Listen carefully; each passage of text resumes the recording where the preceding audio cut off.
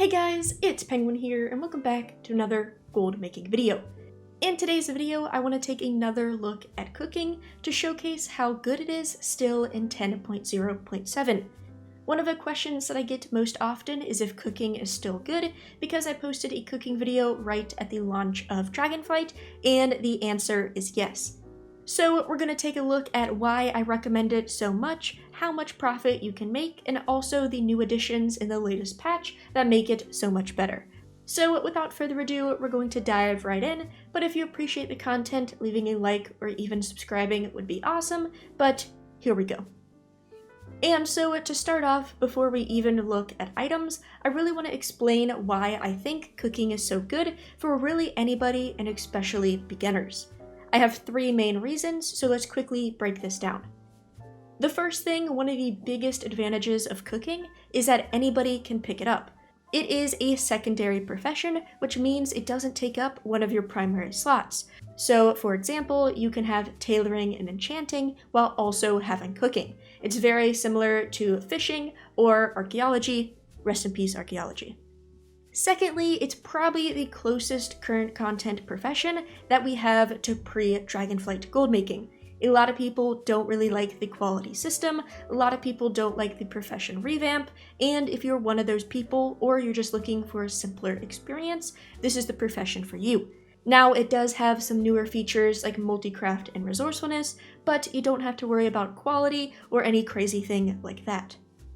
Lastly, this kind of falls under the same category of the first one, but it's super accessible to new gold makers. There's kind of two reasons for this. The first one is that it's super cheap to get into, and there's really high margins.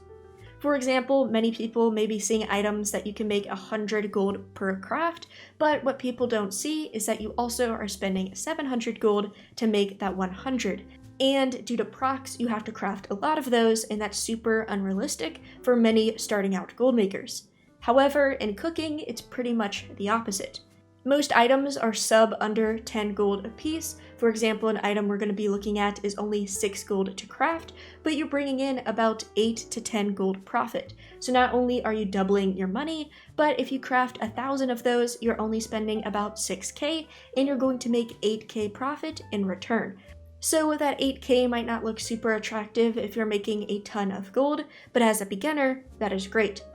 Also, tying in that first point, most gold makers starting out have gathering professions, and because cooking doesn't take up one of those slots, this is a great entry profession to go into because you don't have to give up gathering to go into crafting. But with those kind of pros out of the way, we can actually dive in-game. And now we're taking a look at the cooking screen, and before we get into items, I just want to quickly shout out the add-ons you're going to see because I get a lot of questions about them. Firstly, in order to calculate profit, we're going to be using CraftSim, which I have a full tutorial on. I'll have that linked down below, and I also use Auctionator for pricing. Also, in order to have multiple windows open at once, just like this, I use the add-on BlizzMove and Demodal. So all of those will be linked down below. But here we go.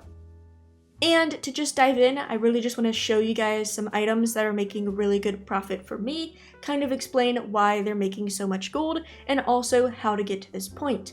Now, I do want to point out that I am max cooking. This is important because if you are crafting an item, for example, like this right here, in order to actually get 4 per craft, you do want to max out your cooking because it varies based on your skill, but that is super cheap to do. Also, I do have the higher quality profession tools and accessory. You can get by with the green ones for now, slowly upgrade it to blue, but that is how I'm getting my 10% resourcefulness and my 4% multicraft. Depending on your stats, you may have different profit, but relatively, in order to achieve this, it's pretty easy. But to start off, I'm going to highlight one of my favorite items, which is the salad on the side.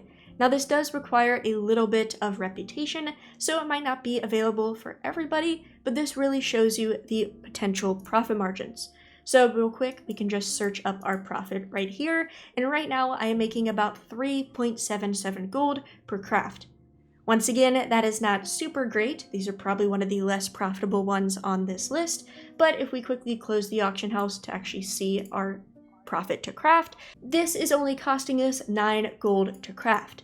So I'm basically turning 9 gold into 3 gold profit, or turning 9 gold into 12 gold.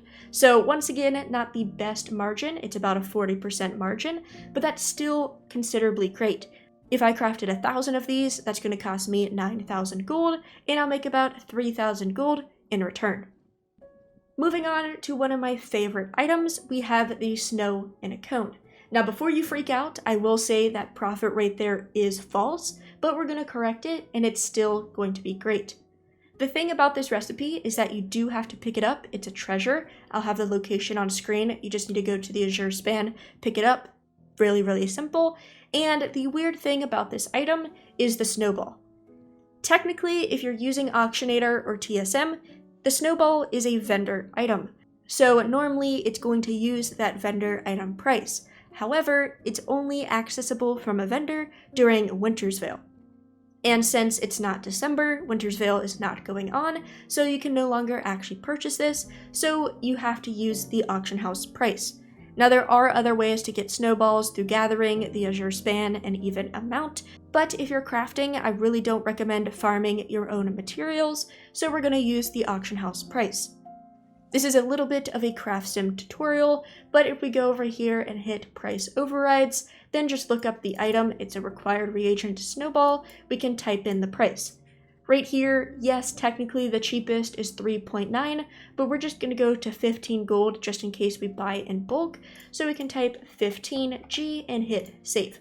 Once that happens, as you guys can see, the profit has adjusted, so it's not that crazy number like before, but it's still 10 gold profit per craft. And this is just another great profit example. Now, you have to make sure you ignore this 2 craft here because that's Auctionator.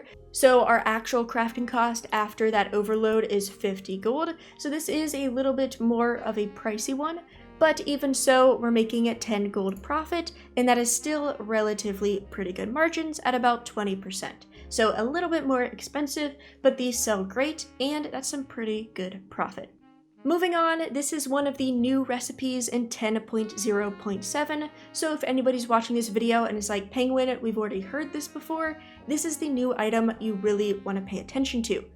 Technically, there are 2 new items in 10.0.7. You have these deviled eggs, and you also have this fire water sorbet, but the fire water is pretty awful, so we're just gonna act like it doesn't exist.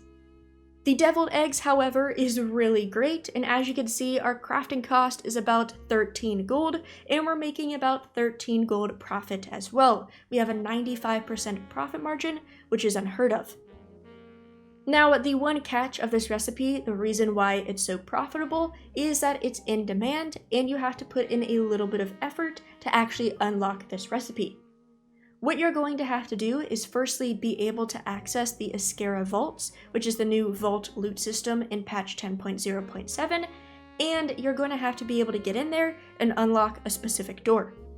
Before you actually go to the vault, you are going to want to go to Org or Stormwind and pick up some fine aged cheddar. It's just a random vendor item. I found it in like the Taran area of Org. Just go to kind of any innkeeper, it will have it, and I recommend picking up at least 20. After that, you're going to want to make your way to the vaults. I recommend having at least a key on hand, and once you're in the vaults, you're going to do /target recipe rat. This should target the rat, if not, move around the vaults because it might be on the opposite side, and then I just marked it with a skull, and it lets you know what room it's in. Then you just have to unlock the door, hence why you need a vault key, and then once you're in there, you should be able to pick up the recipe rat. The reason why you need this cheddar is because it will eat the cheddar every few minutes, and if you run out of cheddar, the recipe rat will disappear. So you need to make sure you have enough in your inventory. After that, what you're going to want to do once it's picked up is simply right-click the rat, you're going to negotiate with it, and it's going to give you a handful of scraps. After that, you gotta wait 5 minutes for it to be able to negotiate with you again, and you're gonna repeat that until you have 30 scraps. For me, it took me 4 different negotiations, so about 15 to 20 minutes, and 20 pieces of cheese lasted me plenty of time. After that, you just use the 30 scraps, and then you gain the recipe, and you're good to go. The recipe rat will disappear. So it's super simple, it's really only about 30 minutes of effort. It seems a bit confusing, but it's really, really simple. And so yeah, once you have that, you will have this recipe, and this is super, super valuable. Now, currently, the profit is quote-unquote only 13 gold, because if we click on it, as you guys can see on the NA region, it has been severely undercut, likely by one person. Last night and earlier today, I was easily selling it for 15 gold, which would increase this profit a ton. Of course, it is near reset day, so 15 gold was pretty high, but even at 8 gold apiece, it's making some pretty good profit. I'll throw some screenshots on screen, but definitely check out these eggs. Some more great recipes are just the deluxe fish dishes. What you need to do is unlock the simple fish dish, which you can just simply buy the recipe off the auction house. If you just look them up right here, this one cost 8k. Keep in mind, I am on a pretty high pop server. This one only costs, 1700. This one right here cost 1000. So these are relatively cheap. Technically, you can do a quest to get them as well, but buying them saves time. Then you just produce them, and you will discover these deluxe recipes.